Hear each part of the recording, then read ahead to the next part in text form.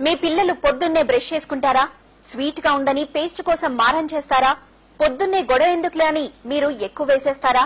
దాంతోనే మీ పిల్లలు బ్రష్ చేసుకుంటారా లేక పేస్ట్ నే తినేస్తారా? అయినా చిటికెడు పేస్ట్ కోసం ఇన్ని ప్రశ్నలు ఎందుకు వేస్తున్నారా అనుకుంటున్నారా? అసలు మీరు మీ పిల్లలకు వేసే పేస్టే వారి ప్రాణాల మీదకు తెస్తుందని మీరెప్పుడైనా ఊహించారా? మీరు అవునన్నా కాదన్నా ఇది పచ్చి నిజం. పిల్లలున్న ప్రతి తల్లి తండ్రి తెలుసుకోవాల్సిన నిజం. అదేంటో మీరే చూడండి.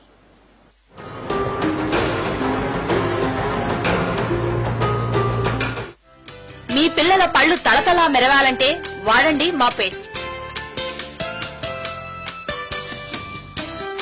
మీ పిల్లల పళ్ళు గట్టిపడాలంటే వాడండి మా పేస్ట్. ఏ టీవీ ఛానల్ చూసినా, ఏ పేపర్ యాడ్ చూసినా ఇలాంటి ప్రకటనలే ఎక్కువగా కనిపిస్తాయి. ఉదయం లేవగానే పళ్ళు తోమడం నుంచే మన పనులన్నీ మొదలవుతాయి. పిల్ల పెద్ద అందరూ పొద్దున్నే పేస్ట్ తో బ్రష్ చేయాల్సిందే. అందుకే మన జీవితంలో పేస్ట్లు అంత అవసరమైపోయాయి.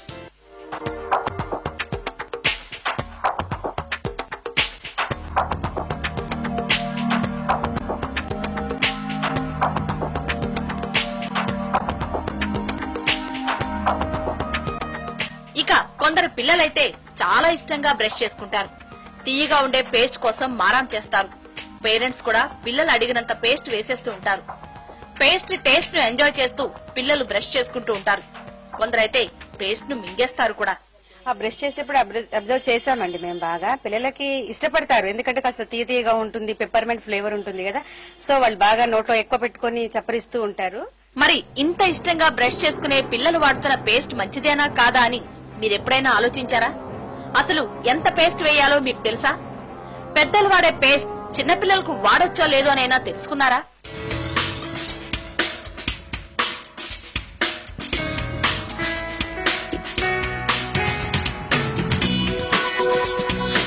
పిల్లల పేస్ట్ వాడకంపై పేరెంట్స్ షాక్ అయ్యే వాస్తవాలు చెబుతున్నారు వైద్య నిపుణులు.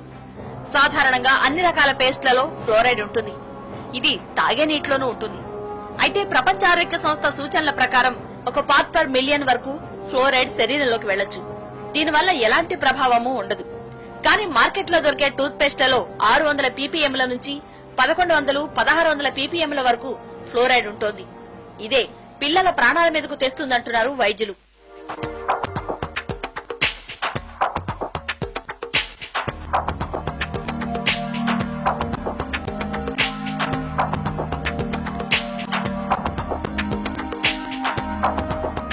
వైద్యులే కాదు, పేస్ట్ తయారు చేసే కంపెనీలే ఈ హెచ్చరికలు చేస్తున్నాయి. పేస్ట్ డబ్బాపై కనిపించని సైజులో వీటిని ముద్రిస్తున్నాయి. 6 ఏళ్లలోపు పిల్లలకు పేస్ట్ వాడేటప్పుడు తగిన జాగ్రత్తలు తీసుకోవాలని, ఈ పేస్ట్ పిల్లలకు వాడేది కాదని 60 నుంచి 70% బ్రాండెడ్ కంపెనీలు స్పష్టం చేస్తున్నాయి.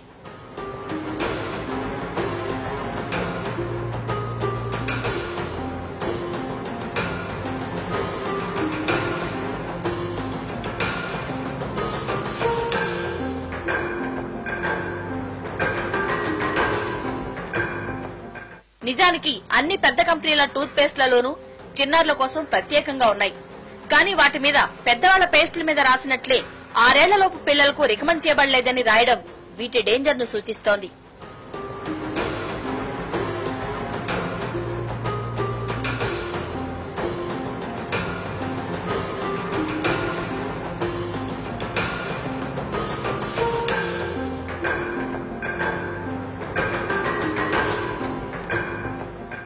ఇలాంటి పేస్ట్ ఎక్కువగా వాడడం వల్ల సైడ్ ఎఫెక్ట్స్ ఎన్నో ఉన్నాయి. పళ్లు రంగు మారి పసుపుగా అయిపోతాయి. పళ్లల్లో పటుత్వం ఉండదు. పేస్ట్ ద్వారా శరీరం లోపలికెళ్లే అత్యధిక శాతం ఫ్లోరైడ్ వల్ల ఎముకలు పెళుసుగా మారిపోతాయి. కొన్నిసార్లు ఎముకలు వంకర్లు పోయి పిల్లలు నడవలేని స్థితికి చేరుకుంటారు. అయితే ఇదంతా ఒకేసారి జరగదు. రోజు కొంచెం కొంచెం పేస్ట్ మింగే పిల్లల్లో కొంతకాలం తర్వాత ఈ సైడ్ ఎఫెక్ట్స్ బయటపడతాయి.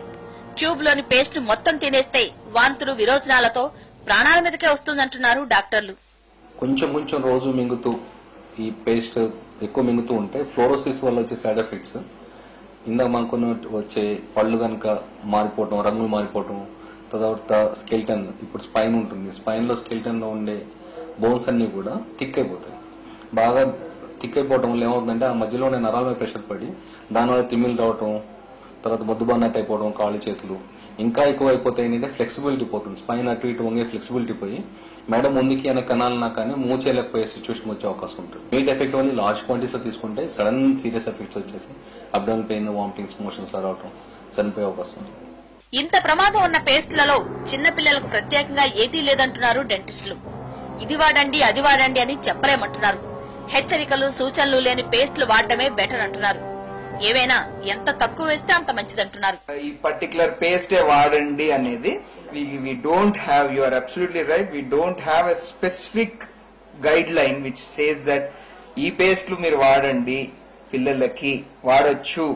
there is nothing like that. So we have to search whichever is the best for us, for our children. As a parent, you have to search for the best thing, best product, and then go about with it. Antaku minchi there is no guideline from IDA, no guideline from WHO, no international guideline, no national guideline. So there is nothing. డాక్టర్లు చెప్తున్న సూచనలేవి ఇప్పటికీ తెలియవంటున్నారు తల్లిదండ్రులు. ఇప్పటికే ఎన్నోసార్లు తమ పిల్లలు paste తినేశారని చెప్తున్నారు. ఇకపై జాగ్రత్తలు పాటిస్తామంటున్నారు. మార్కెట్ లో పిల్లలకి సంబంధించినవి పేస్ట్లు మాత్రం లేవండి. ఇక సో అది ఎక్కువ కూడా వాడకూడదు అంటున్నారు. ఇప్పుడు చాలా లిటిల్ వాడాలంటున్నారు. సో ఇంక ఇప్పుడు పిల్లలు బ్రష్ చేసుకున్నప్పుడు మేము కూడా కేర్ఫుల్ గా వాళ్ళని జాగ్రత్తగా చూసుకునేలాగా చూసుకోవాలనుకుంటున్నాం. ఇక పెద్దవాళ్ళు వేసుకున్నట్టే ఎక్కువ టూత్ పేస్ట్ వేసుకుని బ్రష్ ఎక్కువ అలాగే చేస్తూ ఉంటాడు. మేము చాలా సార్లు గమనించాం కానీ టూత్ పేస్టే కదా స్వీట్ గా ఉంటుంది కదా అని మేము ఏమి పర్లేదని వదిలేసాము ఈజీగా. కానీ దీనివల్ల ఇన్ని ప్రాబ్లమ్స్ ఉన్నాయంటే ఈసారి నుంచి చాలా కేర్ఫుల్ గా దగ్గరుండి బ్రష్ చేపిస్తామండి.